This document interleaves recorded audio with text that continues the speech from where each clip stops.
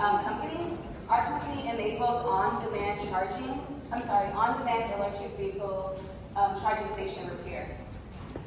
It's actually pretty awesome. In 2030, there's going to be about 18 million EV vehicles out in the wild. And with 18 million EV vehicles, you have to have about 13 million charging stations. What actually came out about a month ago was that there's only 25% of the stations that are currently deployed don't work. So when you look at that, and if you factor it into what it's going to look like in 2030, that means that about more than 3 million of the stations won't work. So this is a huge, number one, barrier to EV adoption, and number two, just pretty sad. And so what we're seeing is that there's just a lack of efficient charging stations. So this is a comment that was pulled from PlugShare, and so PlugShare is really neat because it aggregates all customer information from across all network providers. And so this person here said it took 3 months for this station has been offline for 3 months. I just want you to think about that. You have a gas station around your corner, and every single time you go there for 3 months, you can't get gas. It's literally wild. And so they say, please don't apologize, contact your service organization. And that's where we come into play. Because the problem is, it isn't that network providers don't want to fix charging stations. The true issue is that network providers weren't ever set up to fix charging stations. They're enabling the stations to work. But if the stations go down, about 70% of the time it's because it's not communicating to the cloud. There's nothing that a network provider could possibly do in order to allow the station to work. And so what they are doing is they're contracting out to electrical contractors to go on site to fix stations. The biggest issue there is that to fix a tier 1 service level ticket, it only takes about 30 minutes. But because they're working with electrical contractors, they're charging a minimum of 2 hours, and those costs could be anywhere between $300 to $400 for one service call. And it's the average time to even fix a service call, you need about 2. And so overall, the network providers are losing $985 per station. The even pretty sad part about all of this is that network providers charge their cycles $575 for a labor warranty. So after one service call, they're already in the hole. And just to remind you, 25% of the stations aren't working, so more than likely, the station is not going to work again. And this is where we come into play. So when an issue is reported by an EV driver, that issue actually goes to our contractors that are part of our platform. And so what we're essentially doing is enabling your Uber drivers, your Lyft drivers, your scooter folks, your gig economy folks, like your auntie, everyone, can actually go out with our mobile app and fix a charging station. So overall, we're cutting down the service call time because the issue is that the station can't get fixed. The issue is that there's no one out there to fix it soon enough. So the way that our platform works is that step 1, the EV driver is at a station, it's not working. They use their current mobile app with the network provider, which pushes to our mobile app that, hey, I need someone to come on site and help me with this charging station. Step 2, one of the contractors will accept the call. They'll navigate over to the EV driver. The first thing that we want to take care of with the EV driver is ensuring that, number 1, they get a charge. So we will provide portable charging. So essentially like your AAA where they bring you gas, we're bringing you electricity. So once the driver leaves, then our contractor will go ahead and use our mobile app to walk through how to fix the charging station.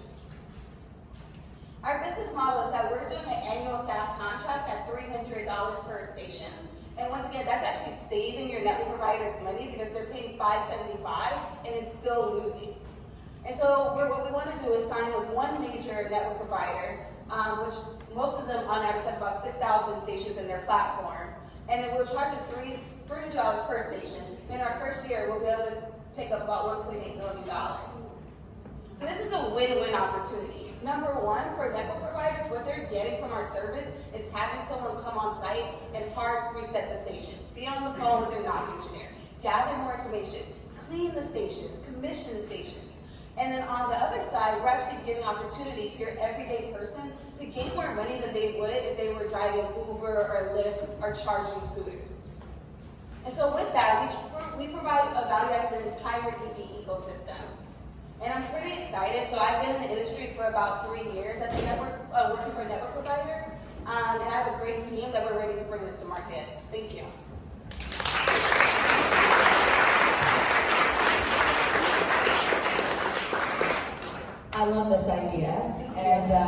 because I'm in this sort of tangentially in this space, I want to ask you, how do you believe AB5 is going to hamper your business model utilizing contractors in 2020? You won't be able to do that. We are a software company. We are not a maintenance company, and I think that's probably what most things are. Those people who you're sending out will be you will be giving them 1099s, correct? Yes. Okay, you will fall under AB5 as well. So you might want to think about that as a strategy. The great presentation.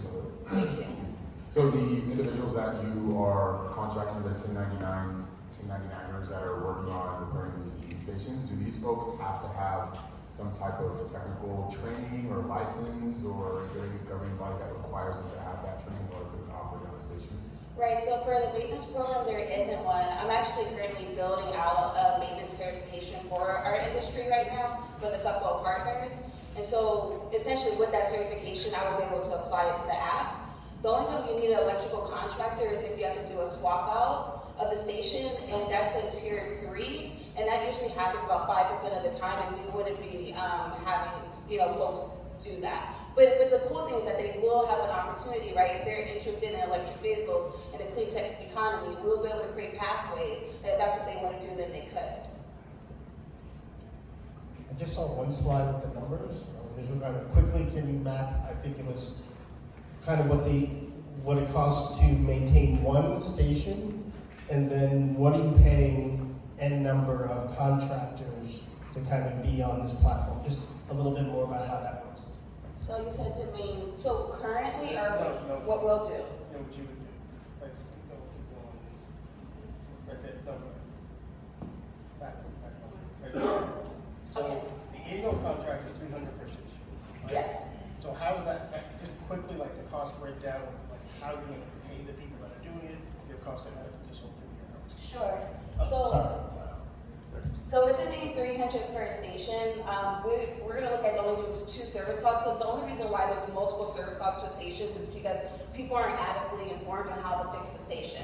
So even with 2 service calls, that's about $100, and so that's per station. So every year we're always going to be making money. Does that answer your question? I can say it slower and do it again. Or... I'm just trying to understand. So I'm a driver. Sorry, thank you. I'm a driver. I have my cost to drive to this place. I'm assuming there's some cost for me to kind of get trained. There's some cost to build the software. There's just there's some cost for the overhead. That's kind of what I was drilling down to. So there's a cost to build the mobile app, but once the mobile app is built, that curriculum is already in there, and so we're launching that curriculum currently in January with the incubator to run through like what are kind of like the fall points and how can we improve the curriculum. But once the curriculum is built, there's not going to be any more cost there, and we're paying the drivers $50 to solve 1 station incident, and we're capping it at 2. So there will only be 2 station incidents, and that's only if it happens, right? Because the rest of the platform might be fine, and as the overall technology gets better, that's going to drive down the overall, just like incidents that are going to happen. Thank you.